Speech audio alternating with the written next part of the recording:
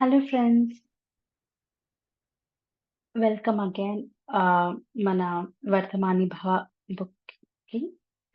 ఆహ్, సో, ఇక్కడ ఈరోజు మనం నేర్చుకోబోయే క్వెషన్స్ ఏంటి అంటే, మీ ప్రత్యక్షత ముందు గతం నిలువలేదు. ఇక్కడ క్వెషన్ ఏమడుగుతున్నారంటే, గతం మీరు అనవసరంగా మాట్లాడిన, ఆలోచించిన, వర్తమానాన్ని ఒక విధంగా తప్పించుకున్నట్లే అని అన్నారు.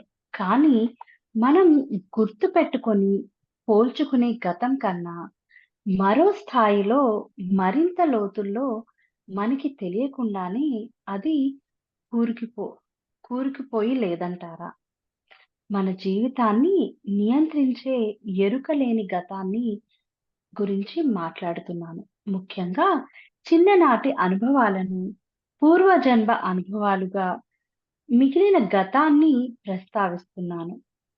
ఆ తర్వాత మనం భౌగోళికంగా ఉన్న ఉంటున్న స్థలం, కాలాలతో కూడుకొని ఉన్న సాంస్కృతిక నియంత్రణ ఉండనే ఉంది. ఇవన్నీ కూడా మనం ఈ ప్రపంచాన్ని ఎలా చూస్తున్నాం? ఎలా స్పందిస్తున్నాం? ఎలా ఆలోచిస్తున్నాం? ఎరుకమైన సంబంధాలను కలిగి ఉన్నాం. సారీ, ఏ రకమైన సంబంధాలను కలిగి ఉన్నాం? మన జీవితాలను ఎలా జీవిస్తున్నాం అనే విషయాలను నిర్ధారిస్తాయి. ఎప్పటికైనా వీటన్నింటిని గురించి ఎరుకగా ఎలా అవుతాము? దానికి ఇంకెంత కాలం పడుతుంది? ఒకవేళ అలా చేసినా మిగిలేదేముంటుంది? అంటే మనం ఇలా వర్తమానంలో ఉండడం వల్ల అసలు యూజ్ ఏంటి? ఆహ్, దీనివల్ల ఏంటంత యూజ్? అంత అంత అవేర్‌నెస్ అనే దాన్ని మనం చేయగలమా? తీసుకోగలమా? అంతలా ఉండగలమా? అన్నది ఇక్కడ క్వెషన్ అన్నమాట. ఇక్కడ ఆన్సర్ ఏమిస్తున్నారంటే, భ్రమ అంతరిస్తే ఇంకేమి మిగులుతుంది? ఈ క్షణంలో ఒక ఆలోచనగా, ఉద్వేగంగా, కోరికగా, ప్రతిచర్యగా లేదా మీకు జరిగిన ఒక బాహ్య సంఘటనగా గతం ప్రత్యక్షమైతే తప్ప మీరు దాన్ని పరిశీలించనవసరం లేదు. ఇక్కడ చూడండి. ఎలాంటి విషయాల్లో గతాన్ని పరిశీలించాలి మనం? ఒక ఆల్ ఈ క్షణంలో ఒక ఆలోచనగా గాని, ఉద్వేగంగా గాని, ఒక కోరికగా గాని, ప్రతిచర్యగా లేదా మీకు జరిగిన ఒక బాహ్య సంఘటనగా గతం ప్రత్యక్షమైతే తప్ప. అంటే రియల్‌గా అది మన దగ్గర అలా ఆ సిట్యుయేషన్‌లో అలా గుర్తొచ్చేంతలాగా మన దగ్గర ప్రత్యక్షం అయితే తప్ప, దాన్ని మనం పరిశీలించాల్సిన అవసరమే లేదు అనేసంటున్నారు. మనం చాలా విషయాలు అలా థింక్ చేస్తూ ఉంటాం. అప్పుడు అంటే అప్పుడున్న మన సిట్యుయేషన్‌కి ఆ క్షణంలో ఆ గతం అనేది మనకు అవసరమే లేకపోవచ్చు. కానీ still we carry on with those things. ఎందుకు అనేసంటే మనం అలా థింక్ చేస్తూనే ఉంటాం కాబట్టి. ఫర్ ఎగ్జాంపుల్, ఇప్పుడు నేనింత పెద్ద క్వెషన్ చదివాను. చదివినంత దీంట్లోని నేను అవేర్‌గా ఉన్నది ఎంత టైము అన్నది నేనెప్పుడు కాలిక్యులేట్ చేసుకుంటా. అంటే అవేర్‌గా ఉండడం అంటే ఇంకా దాంట్లో ఉన్న ప్రతి ముక్క ప్రతి లైన్ కూడా చాలా చాలా క్షుణ్ణంగా అర్థమవుతుంది మనకి. ఫుల్‌గా దాని మీద ఒక ఫోకస్ అనేది ఉంటుందన్నమాట. అదే ఆహ్, మనం చదువుతూ వెళ్తూ ఉంటాము. అలానే మన మైండ్‌లోని ఏవో థాట్ కూడా రన్ అవుతూ ఉంటుంది. బట్ ఈ చదవడం అనేది ఆపం మనం. చదువుతూనే ఉంటాము. అది ఒకవైపు ఒక ఒక సర్టెన్ అమౌంట్ ఆఫ్ పర్సెంటేజే వినపడుతూ ఉంటుంది. మనం చదివింది మనకి. ఎందుకంటే, ఆ ఆలోచన అనేది ఇంకేదో ఓవర్ రైడ్ చేస్తూ ఉంది కాబట్టి ఆ క్షణంలో. అదే మనం అబ్జర్వ్ చేసి, ఓకే. నేను ఆ ఆలోచన దగ్గరికెళ్తున్నాను. అక్కడికి వెళ్ళనవసరం లేదు అన్నది మనం అబ్జర్వ్ చేసినప్పుడు, వెంటనే మనం ఇక్కడికి రాగలుగుతామనమాట. అంటే ఈ ప్రెజెంట్ మూమెంట్‌లోకొచ్చి ఈ బుక్‌లో ఉన్నదాన్ని ఏదైతే చదువుతున్నామో దాని మీద మన ఫోకస్ ఉండగలుగుతుంది. రైట్. ఇప్పుడు ఇక్కడ మెన్షన్ చేసిన దీంట్లోని నేనిందాక ఏదో థింక్ చేస్తున్నాను చదువుతూ ఉన్నప్పుడు. ఏం థింక్ చేస్తున్నాను? ఆ సంఘటనకి, ఆ క్షణానికి అది రిలవెంట్‌గా ఉన్నదాన్ని థింక్ చేస్తున్నానా లేదా? లేదు. లేదు అన్నప్పుడు దాన్ని మనం పరిశీలించాల్సిన నెసెసిటీనే లేదు. అంటే దాన్ని అబ్జర్వ్ చేసి దాంతో లివ్ చేయాల్సిన నెసెసిటీనే లేదు. ఓకే. ఓన్లీ మనం ఆహ్, ఏంటంటే అలాంటి సిట్యుయేషన్స్, అలాంటి ఇది సిమిలర్‌గా ఉన్న థింగ్స్ అలాగా మన దగ్గరికి ఆ క్షణంలో జరుగుతూ ఉంటే అప్పుడు మనం అక్కడికెళ్ళొచ్చు తప్ప, ఇంకొక విధంగా అక్కడికి వెళ్ళాల్సిన నెసెసిటీ అనేదే లేదనమాట గతంలోకి. సో, ఎప్పుడు కూడా ఈ ప్రస్తుత క్షణానికి ఏదవసరం అనేది ఆ ఆ ఎమోషన్‌తో మనం ఉండడం అనేది ఇంపార్టెంట్. ఇప్పుడున్న ఎమోషన్ అన్న దాంట్లోని ఏడవాలి అనిపిస్తే ఏడ్చేయటమే అంతే. దాన్ని మళ్ళీ మనం క్యారీ చేసి నేను ఆపేసుకున్నాను, నేను చాలా గ్రేట్ అలా అనుకోవడానికి లేదు. అది తెలియకుండా మనం బాధ శరీరాన్ని క్రియేట్ చేసుకోవడానికి ఒక చిన్న వే అనేది క్రియేట్ చేస్తూ ఉన్నామనమాట. సో, మనకి ఏడవాలి అనిపిస్తే వెంటనే దాన్ని తీర్చేయాలి. లేదా ఏదన్నా చెప్పాలి అనిపిస్తే అవతల వాళ్ళకి చెప్పాలి. చెప్పలేకపోతున్నాము అంటే మీలో మీరు మాట్లాడుకొని దాన్ని తీసేయాలి. లేదా రాసి తీసేయాలి దాన్ని. సో, హౌఎవర్ ఇట్ ఈస్ దాన్ని ఎక్స్‌ప్రెస్ అనేది చేయాలన్నమాట. అలానే అవసరం లేకపోతే వాటిని ఎక్స్‌ప్రెసే చేయనవసరం లేదు. ఎరుకలేని గతాన్ని గురించి మీరు తెలుసుకోవాల్సింది ఏమైనా ఉంటే, దాన్ని వర్తమానంలోని సవాళ్లు బయటికి తెస్తాయి. ఎరుకలోని గతాన్ని గురించి మీరేమైనా తెలుసుకోవాలనుకుంటే డెఫినెట్‌గా ఈ వర్తమానంలో అటువంటి సిట్యుయేషన్ క్రియేట్ చేస్తదట. అవి తెలుసుకునే విధంగా. గతంలోకి త్రవ్వితే అది ఇది అర్థం అడి కాలేదు మాధురి గారు. గతంలో ఇది ఎరుక అర్థం లేకుండా అంటే, మనం అసలు ఏంటి అనేది మనం గురించి అంటే మనము ఒక సోల్ అనేది డివైన్ సోల్ అనేది ఆలోచన లేకుండా చేసిన పని అంతేనండి? ఎరుక లేకుండా చేసిన పనిని అంతేనండి? హ్మ్. హ్మ్. అది ఆహా! అలా కాదు. హ్మ్.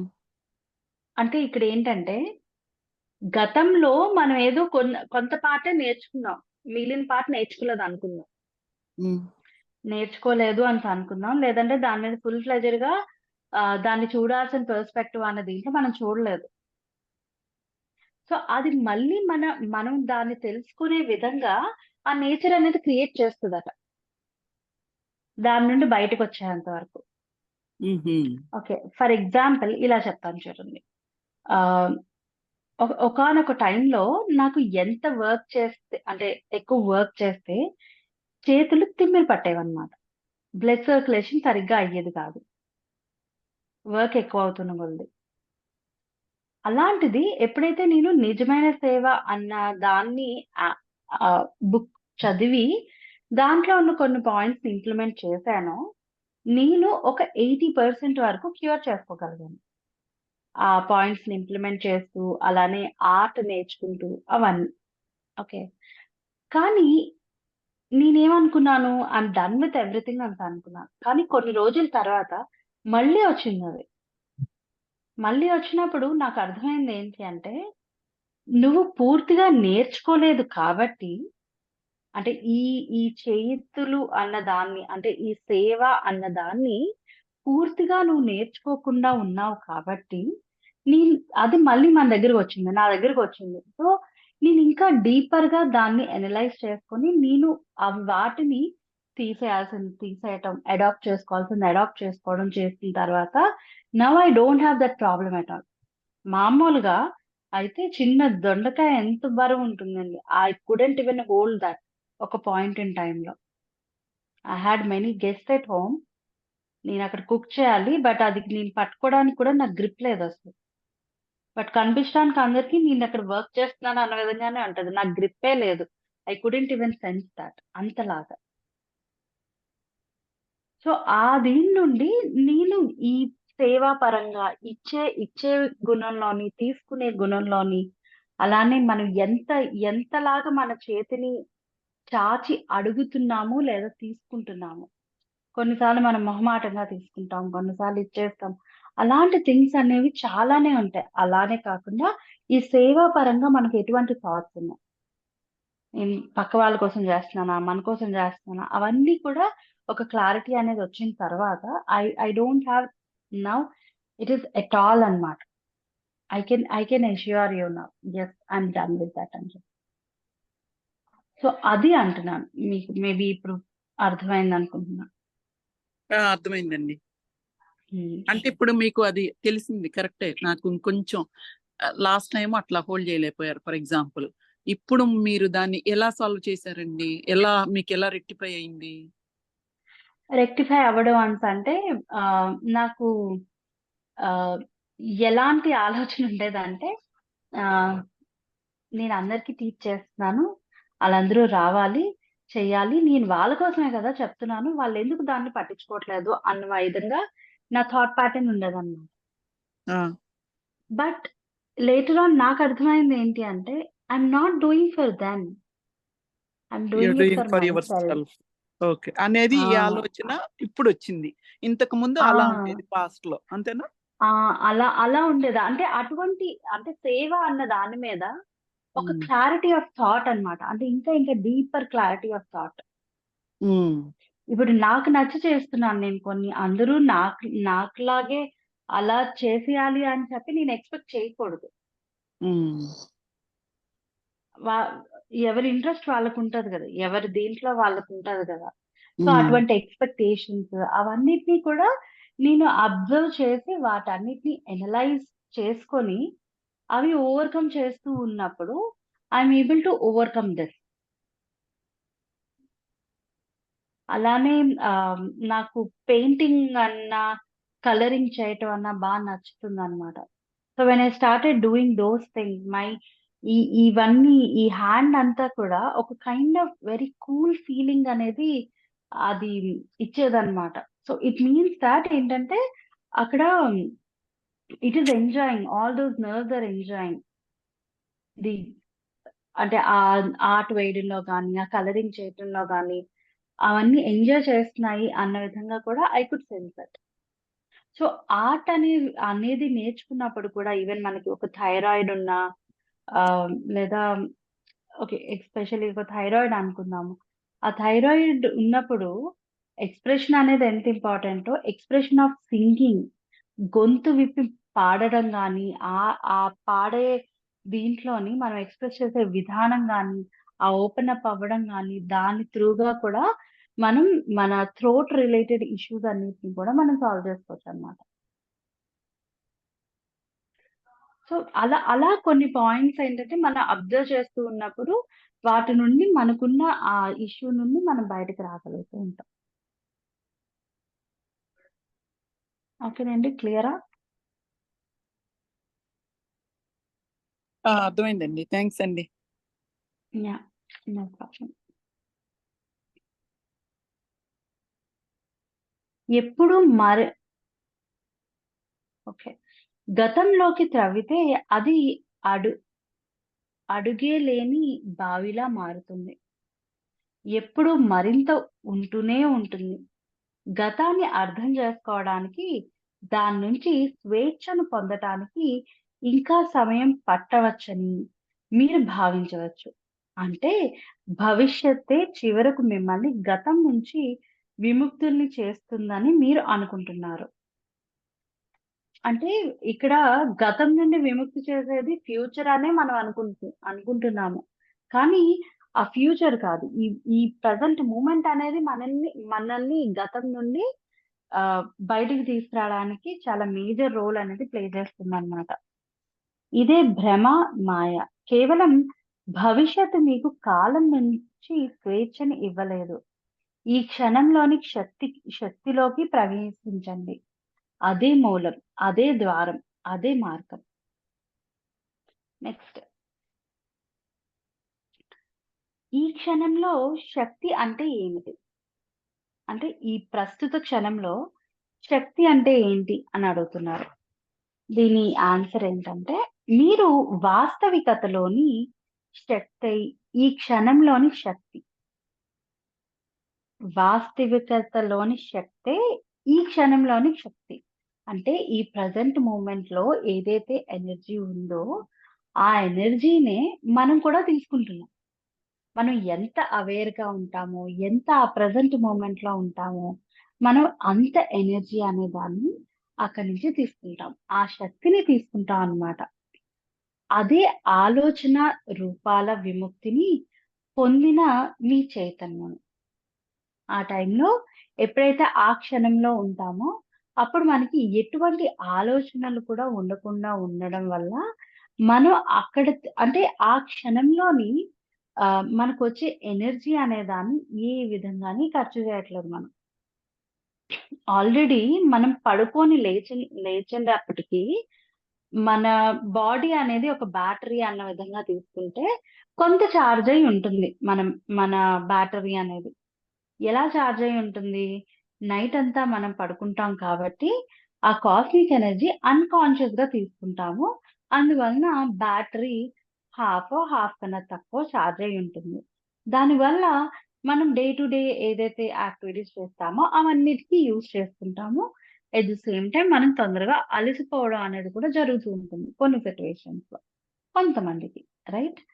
సో, ఇక్కడ ఏం చేస్తున్నాము అనేసంటే, ఆ ఎనర్జీతో పాటు ఈ క్షణంలో ఉండడం వల్ల మనకి ఎటువంటి అనవసరమైన థాట్స్ లేకుండా ఆహ్, అంటే ఈ థాట్ రూపంలో ఏదైతే ఉందో ఎనర్జీ కన్జ్యూమ్ అవుతుందో బయటకెళ్ళి, అటువంటి ఎనర్జీ అంతా కూడా we are saving it more and more and more. So, దానివల్ల మనం ఆ క్షణంలో ఉన్న శక్తి అన్నదాన్ని ఐడెంటిఫై చేసుకోగలుగుతాం అన్నమాట. కనుక వర్తమాన స్థాయి నుండి గతంలో వ్యవహరించండి. ఎంత ఎక్కువగా మీరు గతంపై ధ్యాస పెడతారో, అంత ఎక్కువగా మీరు దానికి శక్తిని ఇస్తారు. మనం ఎంతైతే ఆ ప్రీవియస్ ప్రీవియస్ ప్రాబ్లమ్స్ మీద, అన్నిటి మీద మనం థాట్ పెడతామో, అంత శక్తి దానికిస్తున్నామనమాట. ఏ విధంగా ఇస్తున్నాం శక్తి? మనం దాని కోసం పదే ఆలోచించి, మనం ఏదైతే ఎనర్జీని ఆ బ్యాటరీ అనే దాన్ని తీసుకున్నామో, ఆ ఎనర్జీ అక్కడ ఆ థాట్‌కివ్వడం వల్ల, ఆ థాట్ అనేది మచ్ మోర్ స్ట్రాంగర్‌గా తయారవుతుంది. ఆ బ్యాటరీ అనేది. రైట్? సో, దానివల్ల మనం ఆ గతంలో ఆ పర్టిక్యులర్ దాంట్లో ఉండడానికి ఎక్కువగా ఆస్కారం అనేది మనమే క్రియేట్ చేస్తూ ఉన్నామనమాట. అంత ఎక్కువగా మీరు దానితో కూడుకొని ఉంటారు. మీ వర్తమానంపై ధ్యాస పెట్టండి. వర్తమాన ప్రవర్తనలు, ప్రతిచర్యలు, స్పందనలు, ఆలోచనలు, ఉద్వేగాలు, భయాలు, కోరికలపై ధ్యాసను పెట్టండి. అంటే ఈ క్షణంలో ఉన్న ఆహ్, ఏవన్నా మీరు యాక్షన్స్ తీసుకోవాలన్నా, దేనికైనా రియాక్ట్ అవ్వాలన్నా, ఆలోచించాలన్నా, ఈ క్షణంలో ఏం జరుగుతుందో దాన్ని ఆ భావోద్వేగాలనన్నిటిని కూడా ఎక్స్‌ప్రెస్ చేసేయండి. ఉంచుకోవద్దు. జస్ట్ ఎక్స్‌పీరియన్స్ ఇట్ అక్కడ నౌ అండ్ దెన్. అప్పుడు ఆ క్షణంలోనే అవన్నీ కూడా అలా పోతాయన్నమాట. అప్పుడు మీరు గతంలో క్యారీ అంటే ఈ ఈ ఎమోషన్స్ అన్నిటిని కూడా మళ్ళీ తర్వాత ఎప్పుడో గుర్తు తెచ్చుకొని క్యారీ చేయాల్సిన నెసెసిటీ అనేది ఉండదు. మీలో గతం ఉంది. కూడా విశ్లేషిస్తూ కాకుండా వాస్తవం యొక్క శక్తి ద్వారా గతంతో వ్యవహరించి దాన్ని కరిగించగల్ కరిగించగల్ కరిగించగలుగుతారు. గతంలోకి వెళ్ళడం వలన మిమ్మల్ని మీరు కనుగొనలేరు. వర్తమానంలోనే అది సంభవించగలదు. ఎప్పుడు కూడా మనం గతం అని ఉండడం వల్ల వర్తమానంలో మనం ఎలా ట్రాన్స్‌ఫార్మ్ అవ్వాలి? ఏమవ్వాలి? మన కాన్షియస్‌నెస్ ఎలా గ్రో అవుతుంది? అన్న కైండ్ ఆఫ్ అబ్జర్వేషన్స్ ఏమి కూడా మనం చేసుకోలేమనమాట. ఎప్పుడు కూడా ఆ వర్తమానం అన్న దీంట్లో ఉండబట్టికే ఐ మీన్ ఆహ్, గతం అన్న దీంట్లో ఉండబట్టికే మనము ఆహ్, వాటికి సంబంధించిన ఆలోచనలే ఎక్కువగా క్యారీ చేస్తూ ఉంటాం. అవే ఎక్కువగా క్యారీ చేయడం వల్ల మనం చూసే ప్రతీదీ కూడా అంటే ఈ క్షణంలో చూసే ప్రతీదీ కూడా అలానే నెగెటివ్ గానో, డిప్రెసింగ్ గానో అలానే కనిపిస్తూ ఉంటుంది. Next question. ఎందుకని మనం కొన్ని విధాలుగా స్పందిస్తున్నాము? అలానే కొన్ని విధాలుగా పనులు చేస్తాము. లేదా ఒక రకమైన నాటకాన్ని తెలియకుండానే సృష్టిస్తున్నాము. సంబంధాల్లో వివిధ వైఖరులను సృష్టిస్తున్నాము. ఇలాంటి వాటిని అర్థం చేసుకోవటం అనేది మనం గతాన్ని అవగాహన చేసుకోవడం వల్ల సాధ్యపడుతుందంటారా? దీని ఆన్సర్ ఏంటంటే, మీ వర్తమాన యథార్థంపై మరింత చైతన్యవంతులైనప్పుడు, మీలోని నియంత్రణ ఆయా విధాలుగా ఎందుకు పనిచేస్తుందనేది హఠాత్తుగా మీ అంతర్దృష్టి ద్వారా తెలుస్తుంది. ఉదాహరణకు కొన్ని రకాల వైఖరులనై మీ సంబంధాలు ఎందుకు అనుసరిస్తున్నాయి అనేది అవగతమవుతుంది. గతంలో జరిగిన కొన్ని విషయాలు మీకు గుర్తుకు రావచ్చు. వాటిని మీరు ఇప్పుడు మరింత స్పష్టంగా చూడగలుగుతారు. అదంతా బాగానే ఉంటుంది. కానీ అంత ముఖ్యమైనవి కాదు.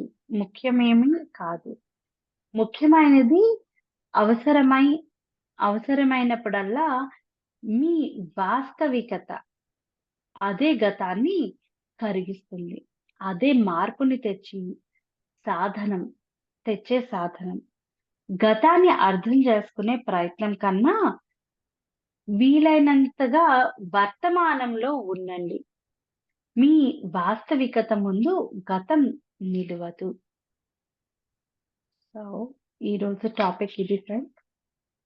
Thank you so much. మళ్ళీ మనం ఇంకొక టాపిక్‌లో కలుద్దాం.